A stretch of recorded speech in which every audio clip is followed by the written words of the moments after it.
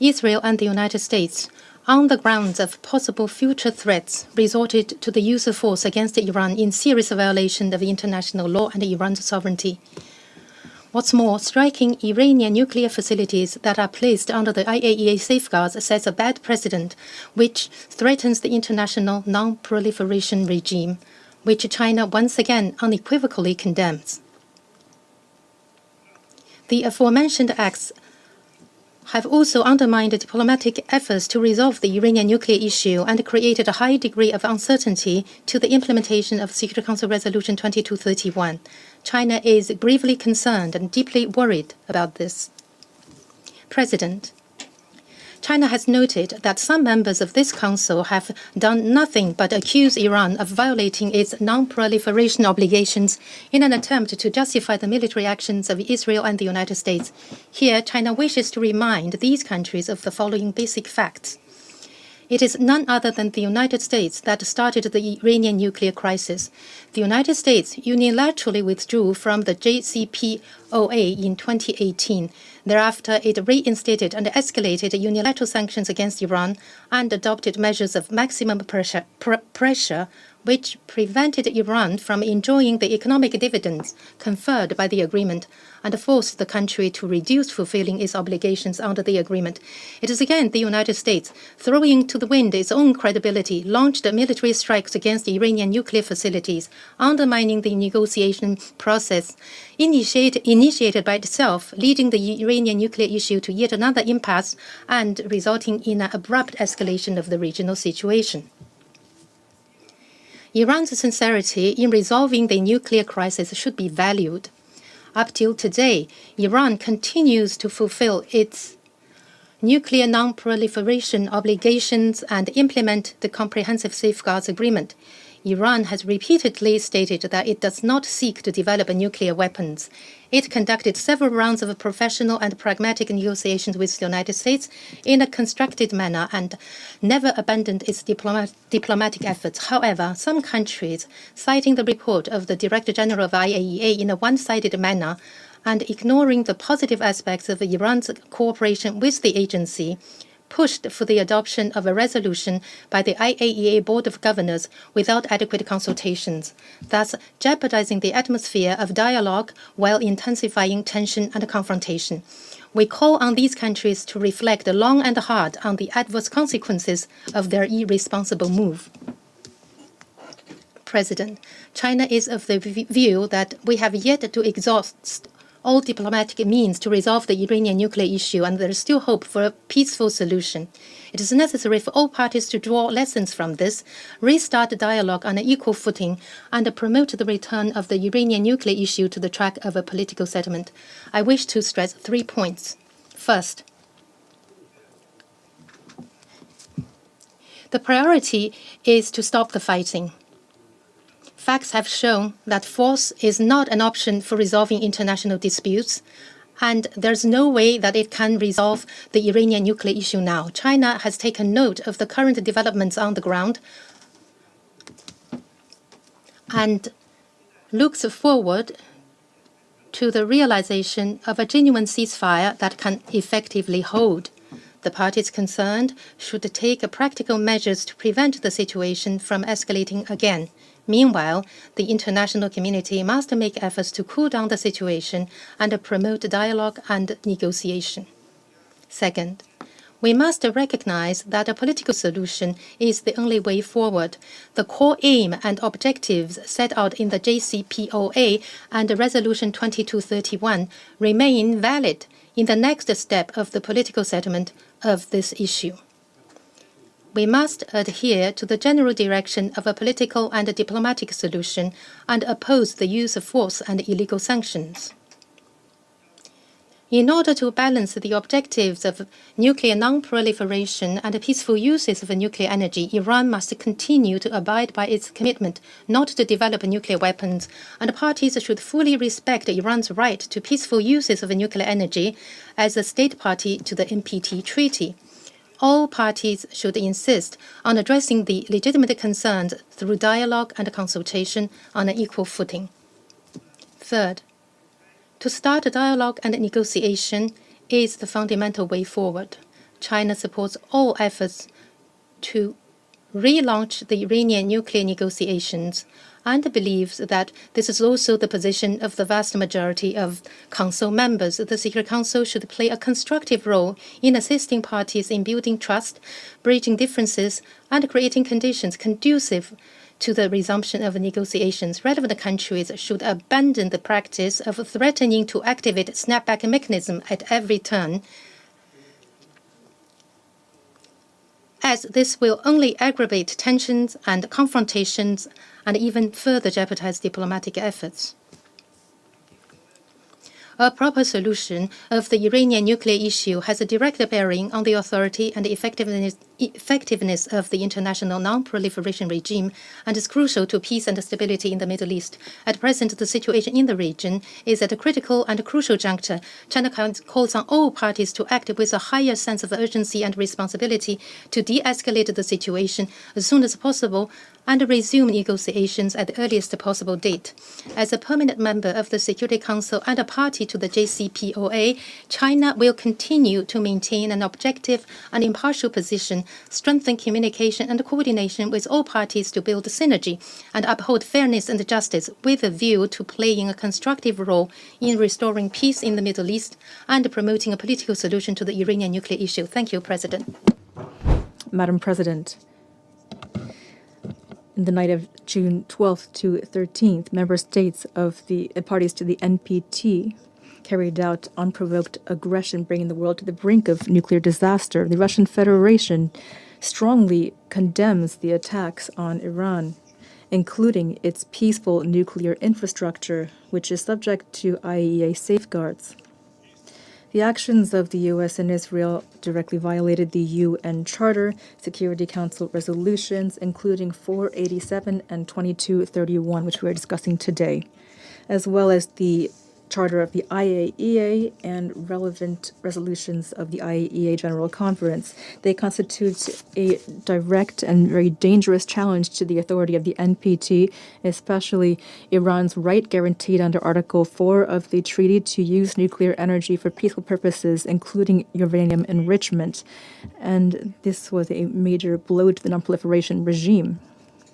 And all of these actions were carried out by two states, one of which is a depositary of the NPT, while the other, for decades, has refused to accede to this crucial element of international security and has refused to subject its nuclear activities to IAEA safeguards. By the way, we are a bit surprised at Israel's request to take part in our meeting, which is taking place under the agenda item non-proliferation. We would like to believe that this decision hints at a potential accession of this country to the NPT, which the entire world would love to see. Colleagues, attacking Iranian infrastructure, including enterprises involved in the nuclear fuel cycle, creates a real threat of radiological consequences, which could affect not only Iranians but the entire Middle East. All of this, unfortunately, again, happened not just with the tacit consent, but with the approval of the UK, France, and Germany, which continue to consider themselves full-fledged parties to the JCPOA. Their assurances of their commitment to a diplomatic solution to the Iranian nuclear program inspired little confidence before, but currently they're absolutely impossible to take seriously. Judge for yourselves that first these countries deliberately refuse to uphold their obligations under the nuclear deal by not providing the necessary conditions for ensuring economic benefits from the lifting of European sanctions against Iran, which were in effect till 2015.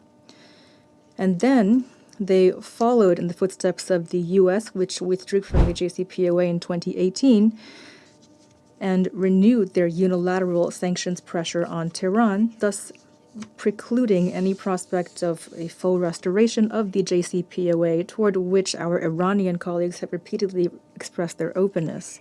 At the same time, Berlin, London, and Paris attempted to portray Iran's legitimate retaliatory measures, which they themselves, Berlin, London, and Paris, provoked, as unleashing some imaginary Iranian nuclear threat. They repeatedly attempted to undermine the cooperation between Iran and the IAEA Secretariat, which included efforts to settle unresolved questions. And even in spite of that, Iran remained and remains the most rigorously verified state out of all the members of the IAEA. And the Director General of the IAEA's reports clearly indicate the lack of any proliferation risk. Here I emphasize that the IAEA's reports in nowhere mention the conversion of Iran's nuclear material for military purposes or for any undeclared purposes. So the IAEA has observed no signs that Iran is developing a nuclear weapon. Therefore, all of the assertions of our Western colleagues to the contrary are falsehoods calculated for an audience that has not read these reports or that do not understand this issue. The cynicism and hypocrisy of our Western colleagues reached a peak on June 12th. On that day, the IAEA Board of Governors adopted yet another puffed-up resolution on Iran, divorced from reality and inspired by Western countries. Immediately afterward, Israel carried out strikes against Iran's peaceful nuclear sites. A week later, the sovereign territory of Iran was attacked by the U.S., and this demonstrates that this 1-2 punch was agreed upon ahead of time. The UK and France, which claimed to be champions of diplomacy, rushed to defend the aggression of West Jerusalem and Washington. As a result, last Sunday, we witnessed another attempt to legitimize the use of force in contravention of the UN Charter and strikes on peaceful nuclear facilities in violation of the IAEA Charter and all norms of nuclear safety and security. And German Chancellor Friedrich Merz even made so bold as to cynically remark, as he already mentioned, that Israel is doing the Europeans' dirty work. And these are the actual words of a head of government of a state party to the JCPOA. We must not forget that West Jerusalem began its operation 2 days before a scheduled round of Iran-U.S. talks on the nuclear issue, mediated by Oman, with the clear intention of sabotaging this process. Against this backdrop, the Western trio even had the audacity to call not for Israel and the U.S., but for Tehran, the victim of aggression, to return to the negotiating table. If our British, French, and German colleagues continue to threaten launching this Resolution 2231 that is a mechanism of sanctions by the Security Council on Iran, I'd like to remind them that there's no political, legal, or procedural basis for this. Berlin, London, and Paris have chronically violated this resolution and the JCPOA, and therefore do not have the right to engage this mechanism.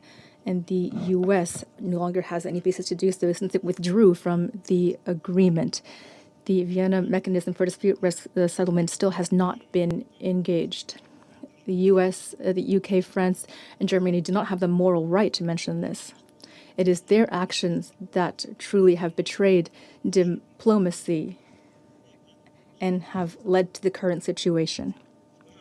Madam President, special responsibility in this regard lies with the IAEA and Secretariat, given the infringement by Israel and the U.S. on the global nuclear non-proliferation regime, which forms the basis for the NPT. The Director General and his colleagues are obligated to uphold their mandate, as well as resolutions of the General Conference 444 and 533.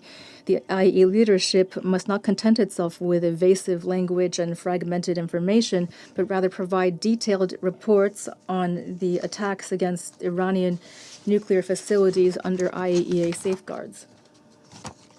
At the same time, it's extremely important to call things by their names and directly indicate who exactly carried out targeted attacks in violation of the charters of the UN and IAEA and resolutions of the Security Council and General Conference of the IAEA. Unfortunately, we've already seen that the Director General of the IAEA includes sometimes subjective judgments alongside facts and statistics in his reports, and these are then used by a certain number of countries to justify their unprovoked aggression. Madam President, the Iranian nuclear program can only be resolved through diplomacy, through negotiated solutions, which are based on international law and the principle of equal and indivisible security. The Russian Federation consistently has supported a peaceful solution to the concerns surrounding the Iranian nuclear program, which is acceptable to all parties as well as the international community as a whole. Here, the greatest responsibility lies on the UN Security Council, which is obligated to take the requisite measures. This is the goal of the draft resolution proposed by Russia together with our Chinese and Pakistani partners.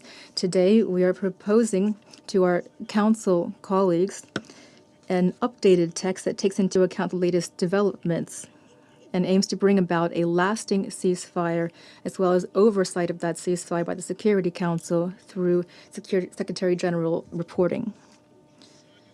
The JCPOA and Resolution 2231, adopted in 2015, demonstrated that the international community at that time rejected the military approach and As tensions between Iran and Israel reach unprecedented levels, the world watches with growing alarm. What began as a regional confrontation now threatens to ignite a broader conflict with devastating consequences, not only for the Middle East, but for global stability. The latest Israeli strikes on Iranian soil have raised fears of nuclear escalation, while diplomatic efforts hang by a thread. With accusations flying and trust eroding, the question remains, will cooler heads prevail? Or are we standing on the edge of a war the world cannot afford? The next moves on this dangerous chessboard could determine the fate of millions.